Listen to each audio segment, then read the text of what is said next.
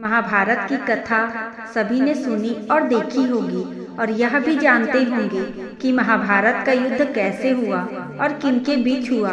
महाभारत के युद्ध में भगवान श्री कृष्ण ने अर्जुन के पुत्र अभिमन्यु को क्यों नहीं बचाया था?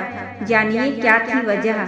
ऐसा माना जाता है कि जब पृथ्वी लोक पर दुराचार बढ़ जाता है तो भगवान किसी न किसी रूप में जन्म लेते हैं और ऐसा भी कहा जाता है कि भगवान का साथ देने के लिए सभी देवताओं को भी स्वयं किसी न किसी रूप में पृथ्वी लोक में जन्म लेना पड़ता है। द्वापर युग में दुष्टों का विनाश करने के लिए भगवान विष्णु ने श्री कृष्ण के रूप में जन्म लिया था और फिर ब्रह्मा जी ने सभी देवताओं को भी श्री कृष्ण की सहायता के लिए पृथ्वी लोक में जन्म लेने के लिए आदेश दिया।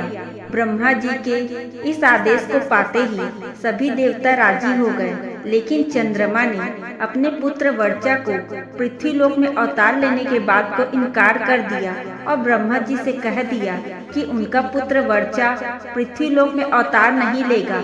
लेकिन सभी देवताओं के दबाव और समझाने पर कि धर्म की रक्षा के लिए उन्हें यह कदम उठाना ही पड़ेगा और यह सिर्फ उनका कर्तव्य ही नहीं दायित्व भी है। देवताओं के दबाव के कारण चंद्रमा विवश हुए और उन्होंने सभी देवताओं के सामने एक शर्त रख दी।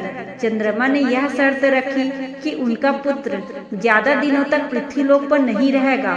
इसके साथ ही उनका पुत्र भगवान श्री कृष्ण के मित्र के पुत्र अर्जुन के पुत्र अभिमन्यु के रूप में जन्म लेगा और वह भगवान श्री कृष्ण और अर्जुन के अनुपस्थिति में अकेला ही अपना पराक्रम दिखाकर वीर गति को प्राप्त करेगा, जिससे तीनों लोकों में उसके पराक्रम की चर्चा होगी। चंद्रमा के इस शर्त के आगे सभी देवता विवश हुए और फिर चंद्रमा के पुत्र वर्चा ने महारथी अभिमन्यु के रूप में जन्म लिया और फिर वो भी महाभारत के चक्रव्यूह में अपना पराक्रम दिखाते हुए अल्पायु में वीर गति को प्राप्त हुए। इस कारण ही श्री कृष्ण ने अभिमन्यु को नहीं बचाया था।